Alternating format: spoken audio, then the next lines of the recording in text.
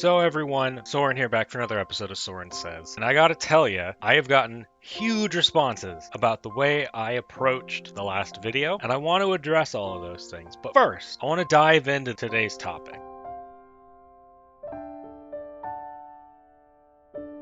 One of the big things that someone brought up to me is having a more defined structure to my videos. We're going to start this video out with saying that dispatch missions in Final Fantasy Tactics Advanced have a very strange and complex equation that we can use in order to determine whether or not we are going to succeed. Now, this is a very niche thing, and there are very few missions in the game that are going to actually give you trouble with this. But as we've explained in the past with things like Thorny Dreams and Blood Apples, your run can be dead if you are a completionist. I wanted to go through, if you're a math, data-oriented person like me, I wanted to give you a way to ensure that you can get there. Today's topic is an attempt to get to the bottom of the parts of Final Fantasy Tactics Advanced that are missing, or not so much missing, but really hard to find as a new player. And even though it's been 2 decades since the game came out, we should always be looking as a community at finding new players to share this incredible game with. Before we begin, there's a few things we need to understand.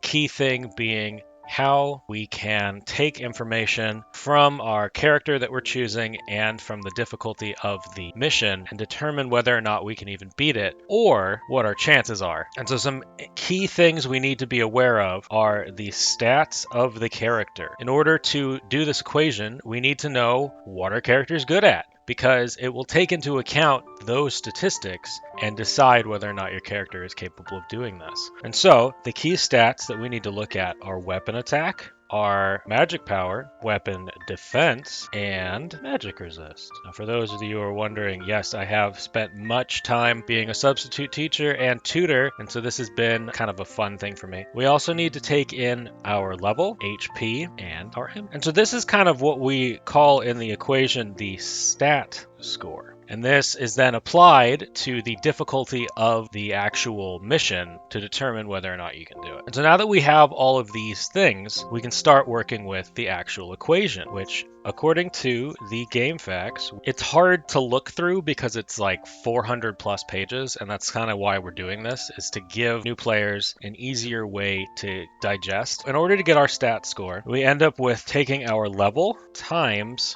2 plus our HP divided by 15 plus our MP divided by 15, which is a very strange number. And then we add our total weapon attack, which I think is really interesting because later we're going to see that we add a bonus for the weapon as well. And this is the same thing here where it takes into account the armor, but we also take into account the armor later. We have weapon defense divided by 10, we have magic power divided by 10, and we have total magic. So we now have our stat score, and I'm going to give an example of a character so that we can kind of see this going on. So here we have an example of a character I have in one of my playthroughs. Looking at the stats that matter, we have his level, which is 8, his HP and MP, which is 69, nice, and 92. His stats, which are 121, 143, 158, 180. Following that, we have his gear, which is a sleep rod, a hempen rope, which the wand gives 21 weapon attack, 2 magic power. The armor gives 19 weapon defense and 26 resistances. Here, I have made the equation using our new stats. We have 8 for the level times 2, which gives us 16. HP equation ends up giving us a 4. MP gives us a 6. Weapon attack gives us a 12. And defense gives us 14. The magic power gives 16. The magic resistance gives 18, giving us a total of 86. Here we have an excerpt from the Gamefaq talking about Girl in Love, which is quest number 199. It is a rank 3 mission with a difficulty of 80, and we'll notice a few things now that we have looked at how dispatch missions work. And looking at it, back at our equation, we had an 86. So we actually have higher than necessary. Several missions have a recommended job, and we might go through a series of which missions care about which job so that you're more aware of it and it's easier to look up. Like I said, we're trying to make this as easy to digest as possible. So by having a recommended job adds 20% to success, which is obviously a huge boon. If you're at 50%, that's an F, but if you have a recommended job, that becomes a C, right? You get a 70. That's pretty good. And then there are some that are forbidden jobs. Having a forbidden job actually makes it impossible to succeed at the mission.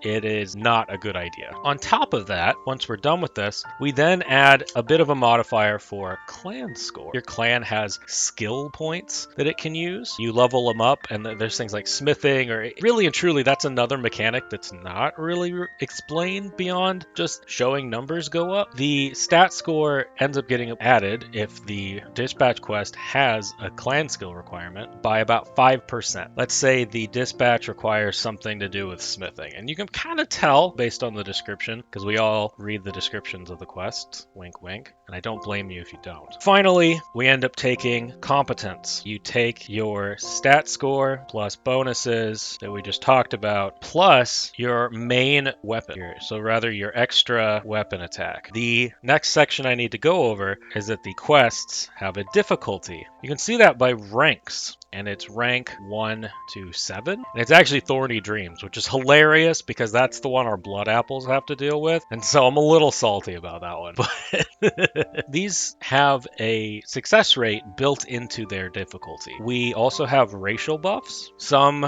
only want certain jobs. Some of them are forced and some of them are hidden. You just need to be aware. The character is super overleveled but still getting the crouch down, I could never do this. It's very likely it's because they are not the favored race that they're looking for. So we have a new chart. If you're taking notes, pause the video. We're going to take our success chance that we figured out based on our stat score. Basically what that means is we're going to take the difficulty minus our competence. This kind of has a ratio here. What we're looking at here is if the difference is negative 50 or below, you technically have a 3.9% chance of succeeding. This is technically a 10 out of 256 number. I think the percentage makes a lot more sense. It's a lot cleaner. Following in that order, we have anything between negative 49 and negative 30 is actually a 31.3% chance, or roughly 80 out of 256. The negative 29 to negative 10 range is a 50.8%, or 130 over 256. For the negative 9 to 0 range, we have an 89.9% chance, which is a 230 out of 256. And anything beyond that is a 99.6, which is essentially like as close to perfect as you can get. But a key note here is that you still have a 0.4% chance when you have perfect stats, when you have perfect everything, to lose it all. And I gotta say, that sucks ass. Be alert there. Sometimes you're just gonna fail. The game doesn't want you to succeed. In addition to this, you also get more stuff. If you are able to succeed at this level, they reward you. And so you end up getting more gil. You actually get 200% gil if you beat the odds at the 3.9% success, and get 200% more gil. And you actually get more AP, which I had no idea before looking at this. You actually get 250% AP. Unreal. If you're at the second tier here, you get 150% more gil and 200% more AP. Following up, we have 110 and 150. Like these are odds I had no idea existed, and I'm really glad I'm going through, because if I didn't know them after, several thousand hours of playing, I can't imagine a new player will have any idea that this is a thing. And going from there, a normal success doesn't really have a benefit. When we are getting ready for a dispatch mission, it is important that you can use quest items that you gather from other missions. However, these are one-time uses in most cases. And so while they can give very powerful bonuses, if you need those items for a quest, like we've talked about blood apples, for example, you can only use it once. And there's only 2 in the game. So if you don't use them for the quest, you're screwed. And so we need to keep track of that. Thing to also keep in mind is that expert jobs actually have a higher success rate. And depending on the mission and its requirements, you can actually get quite a bit of success rate based on which one you choose. There you have it. I hope this kind of found you in a good spot. I hope it was informative. If there's anything I missed, hit me up. There's a lot of information, and I want to be able to dissect it in a way that players can access easily and not feel like they have to walk through the miles of text that are in the Gamefaq. I want to take this opportunity to do all that work for you. I think it's a great experience. I hope you enjoyed the video. Be sure to like, comment, and subscribe. Our numbers are doing great. We see growth. You are amazing. Thank you for being a part of this. I really appreciate it. Be looking out for a new one. I'm going to post this week's poll on Friday. I hope you have a fantastic day, fantastic week, fantastic life. And I hope to see you in the next episode, Soren Says.